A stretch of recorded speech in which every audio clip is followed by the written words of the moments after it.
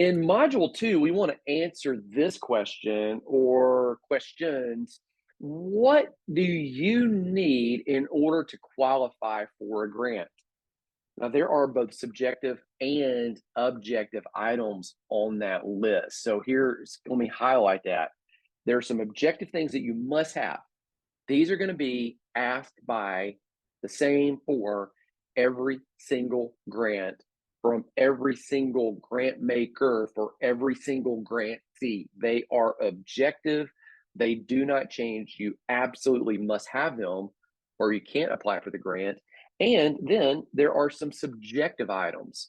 So we're going to pull this both together. Here's a good way to think about it. Grant making is part art, part science. So part of this is absolutely subjective. That's paint easel right there. If you can't tell, there are other things that are objective, kind of like, measuring out this, I get this a little scientific Erlenmeyer flask, I think is what that's called. Let me tackle the objective side first. And again, remember, there are objective items and subjective items that you need in order to qualify for a grant. So the objective side, first of all, you must have a 501c3 verification. Now, the 501c3 verification is the form that you get from the IRS that actually says, you got to apply for this, that says you are a charitable foundation or you are a charitable organization or you are a charitable ministry, you are a charitable entity, and people can receive a tax write-off if they give money to you. Now, note this, it's super important. You will not be able to apply for a grant without this 501c3 designation. Or more technically, you can apply, but it won't meet the criteria of the grant maker. They will say in their criteria, they will say you must provide this document. It's literally, it's one page that the IRS gives you, and it has a tax ID number on it. You apply for it. Once you have it, the good news is you only got to do it once. It's good for as long as your organization is open and as long as you don't do anything crazy. It will last, endure for the life of your nonprofit. Now, here's why it's important, because that grant maker has to, at the end of the year, they have to file a tax return. Even if they don't pay taxes, they have to file a tax return. Your nonprofit, even though you don't pay taxes, you have to file a tax return. It basically just says, here's where the money came from. And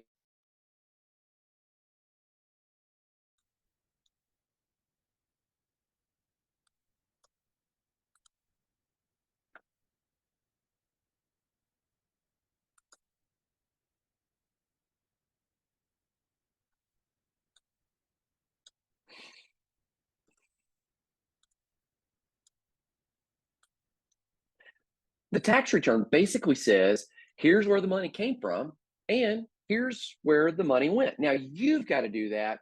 And all of those charitable foundations that give money, they have to do that as well. And they've got to prove to the IRS that they actually gave money to a legit charity and didn't give it to, Uncle Bob or Aunt Sally or some random person. They've got to account for that. And so they got to make sure that you also are in good standing with the IRS. Now, how do you receive that 501c3 is you go to irs.gov and just do a search. And they will tell you step by step, here's the forms, here's what you got to have.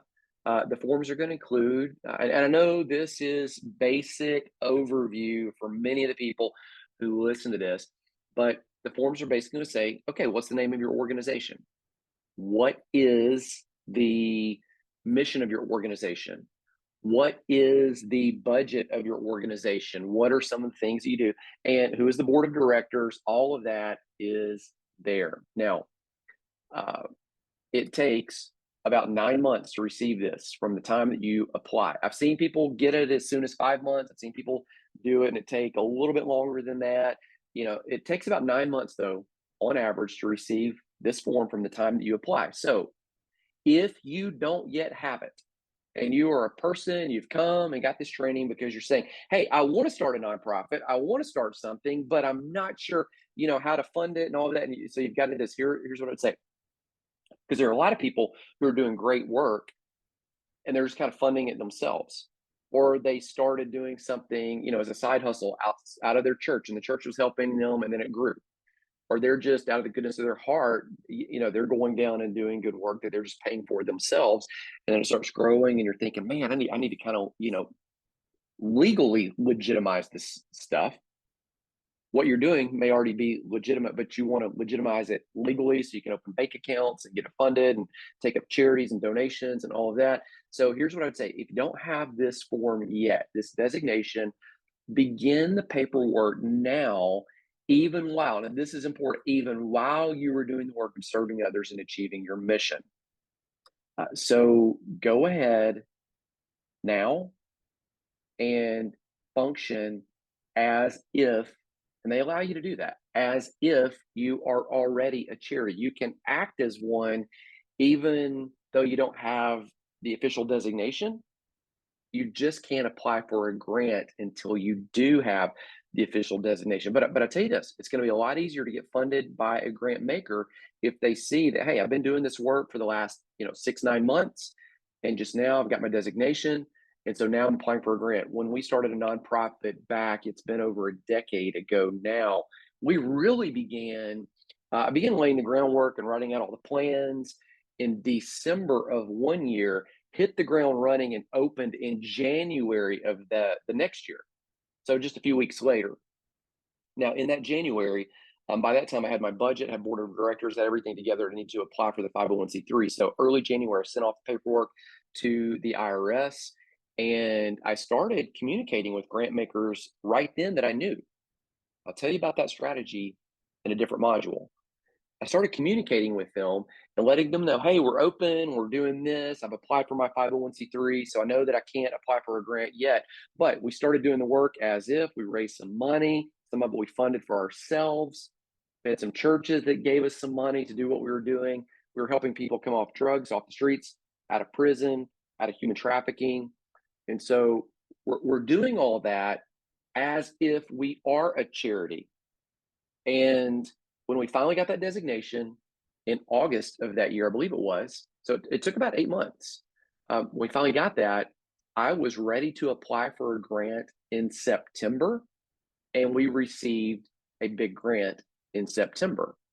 Now, if I'd waited that entire season and said, well, I'm not going to do anything until I've got my 501c3, I guarantee you I would not have gotten funded in September. It would have taken me probably until 6, 8, 9 months later. So it's really kind of a what came first, the chicken or the egg. My advice to you is, if you don't have it, apply now. Continue doing the work. Don't overextend financially. I've done that before. It's horrible. It's a lot of stress. Do it at the pace that you can sustain, and do it. And then you can always grow it later on when you get funded. And grant makers, I guarantee you, they understand that. Most of the people that are working at these foundations, at these organizations that are giving away money, they're business people. And they appreciate you staying in your lane, on your mission, and staying in your monetary constraints, and doing things extremely well at the capacity that you can, and then growing that as you're able. Most of those people started from scratch as well. And so they understand exactly what that is like. Here's the second objective thing that you need: is you need a Form 990 to apply for a grant. That's going to be from at least the previous year. Now, the first year when I applied for the grant, I did not have that. And so I was coasting through on relationship that I already had. But the Form 990 is the tax return that you, as a charity, fill out every single year. You turn that into the IRS. Now, you don't have to pay taxes, but that is the accounting of where the money went. And that is going to show the legitimacy of your 501c3. It's the paperwork.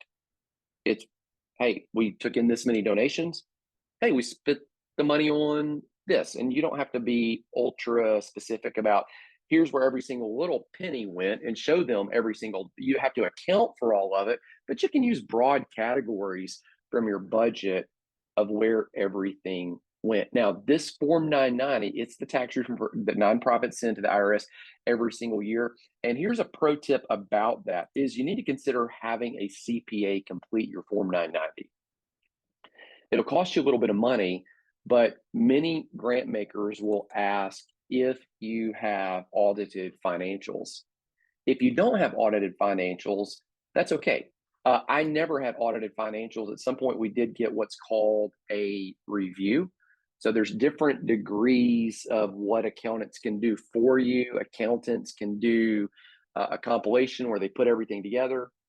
They can do what's called a review, which is a higher degree of certainty than a compilation. A review says, oh, we put it together and we've gone through all of this. So we did have a review. An audit is the next step up above review. So many grant makers will say, hey, do you have audited financials? It gives them a greater degree of certainty in the validity of your organization.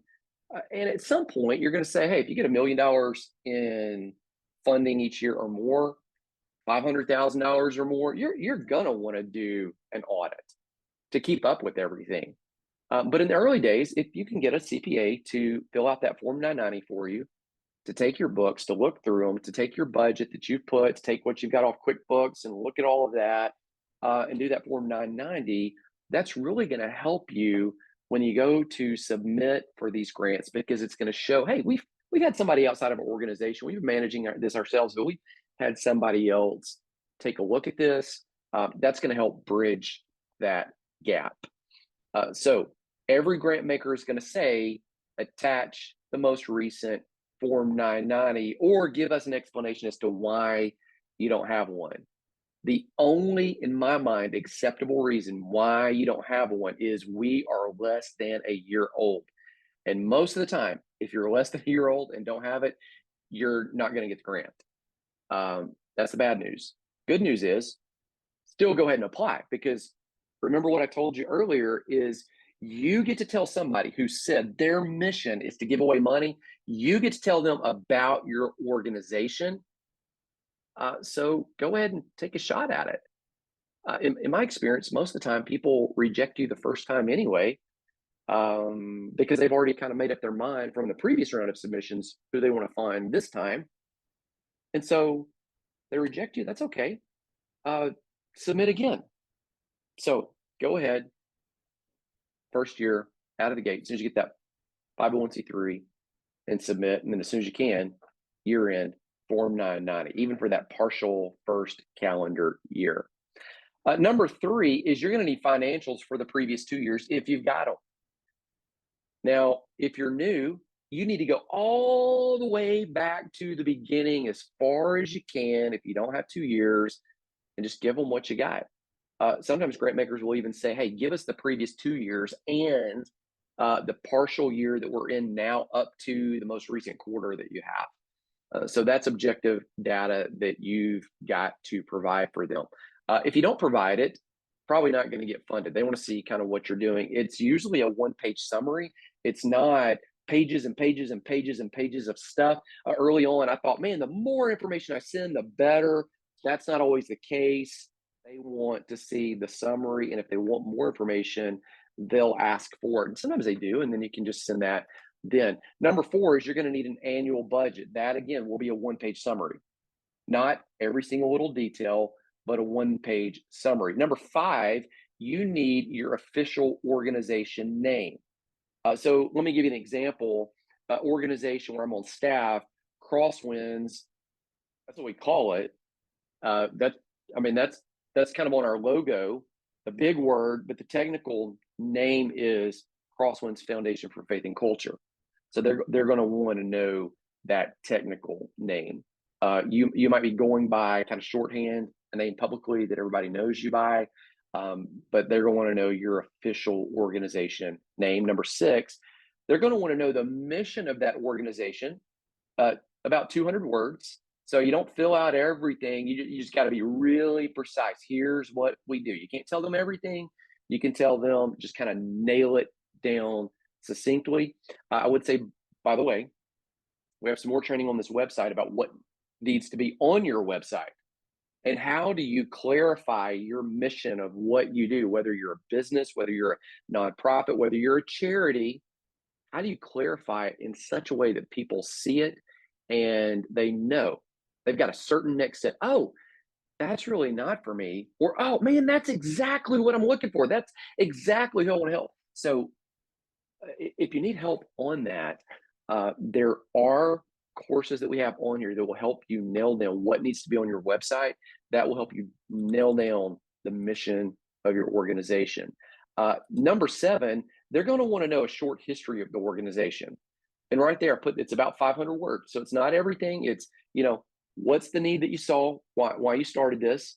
Uh, what's the potential that you're going to lead people to? So what's the end product? What's the end goal? What's the path that you take to get people there? And how have you done that over time? You just hit the high points. That means you cannot in that tell them everything about the founder. That means you cannot tell them every degree or accolade or award you've got. That means you cannot tell them the name of everybody on your board of directors or every relationship that you have. They don't want to know about that. They'll find about that in some other documentation that you provide, which leads me to number eight. They're going to want a list of your board of directors. And so when you start looking at this objective list, it really helps you start nailing down, okay, let me make a list of all of these things. In fact, just take a screenshot right there and let me start building that file, building that folder.